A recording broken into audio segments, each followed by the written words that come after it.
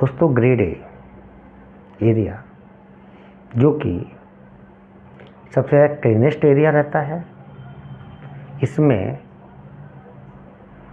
बायोबल load less than 0 बोला गया है, जो कि वहाँ पर सिंगल भी माइक्रोवेव हम लोग अलाउ नहीं कर सकते हैं, क्योंकि यहाँ पर बहुत क्रिटिकल एक्टिविटीज़ होती है, जैसे कि पहले मशीन का असेंबलिंग होता है, फिलिंग होता है, आफ्टर फिलिंग कैपिंग होता है, जो कि ग्रेड ए में होता है।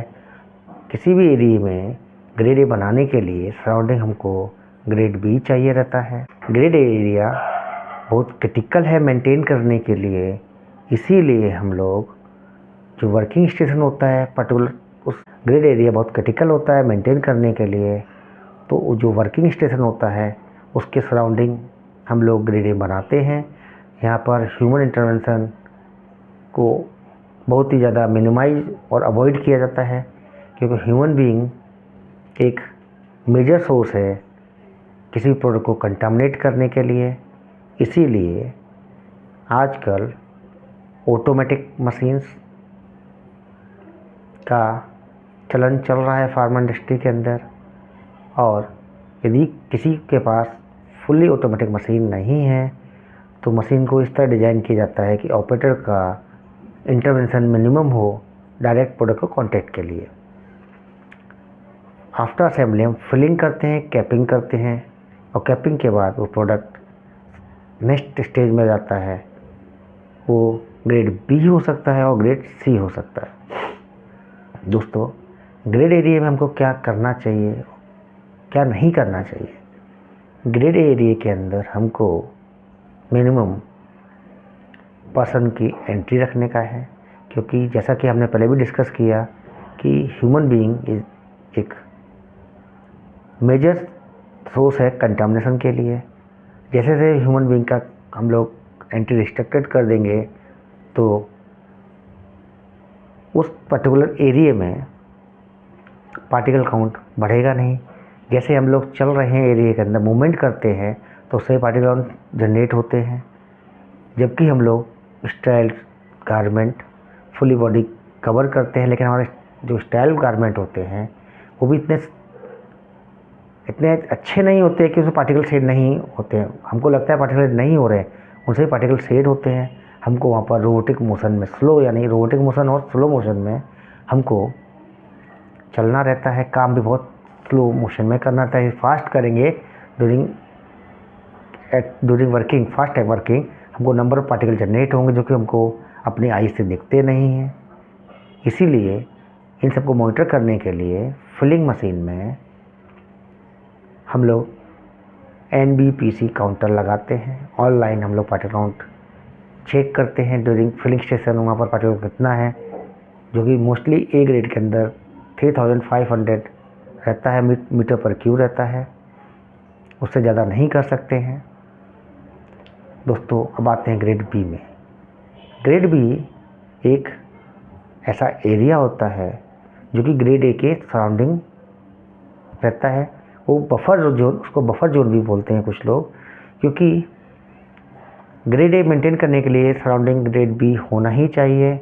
और ग्रेड बी में मोस्टली हम लोग वो वर्क करते हैं जैसे मटेरियल मूवमेंट, स्टाइल मटेरियल का मूवमेंट और प्रिपरेटिव वर्क्स। दोस्तों बात करते हैं ग्रेड सी की। ग्रेड सी में हम लोग मोस्टली किसी भी स्टाइल प्रोडक्ट का मैन्युफैक्चरिंग करते हैं। उस मैन्युफैक्चरिंग करने के लिए उस ग्रेड में हम लोग ग्रेड सी में मैन्युफैक्चरिंग करते हैं, गारमेंट वॉशिंग करते हैं, एसरेज क्लीनिंग करते हैं, ऑटोक्लेव करते हैं। ऑटोक्लेव करने से पहले हमको किसी भी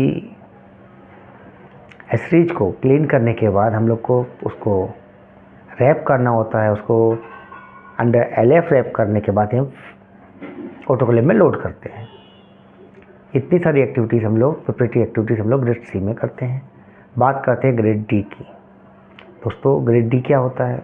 ग्रेड डी हमारा ग्रेड सी के बाहर का एरिया होता है, जो कि लेस क्लीन होता है।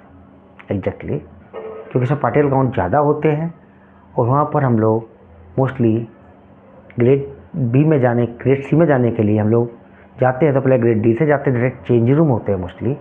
First change room grade D होता है। उसके बाद भी एक एरिया होता है, उसे कहते हैं, इस वीडियो में हमने जो डिस्कस किया है वो ये है कि क्लीनेस्ट एरिया देखिए ए ग्रेड होता है, उससे लेस क्लीनेस्ट एरिया बी होता है, उसके लेस सी होता है और डी होता है। Non clean but control area वो होते हैं, कॉरिडोर होते हैं। हमारे फैक्ट्री में एंट्रेंस करने के लिए जो चेंज रूम रहते हैं। Clean but non control area that is grade D के सराउंडिंग होता है। यहाँ पर हम लोग मोस्टली पैकिंग और आरएम और पैकिंग मटेरियल का मूवमेंट करते हैं इस एरिया में। और ये सराउंडिंग रहते हैं, जैसे विजिटर आते हैं, जितने भी विजिटर रहते हैं, जो कॉरिडोर्स जितने भी रहते हैं उसके जितने भी कॉरिडोर्स होते हैं वो इस कैटेगरी में आते हैं। यहाँ से हम लोग बाहर इस कॉरिडोर से हम अंदर की एक्टिविटी मॉनिटर कर सकते हैं। जितना भी जितने विजिटर्स आते हैं उस कॉरिडोर से हम लोग दिखाते हैं। बट एरिया कंट्रोल होते हैं, इस पर टेम्परेचर कंट्रोल करते हैं बट नॉट क्लीन होते हैं। थैंक यू दोस्तों, इस तरह की वीडियो हम फ्यूचर में भी लाते रहेंगे। इस वीडियो से आपका नॉलेज इन्हांस हुआ हो तो वीडियो को लाइक कर देना और अपने दोस्तों को शेयर करना और चैनल को सब्सक्राइब करना। Thank you very much.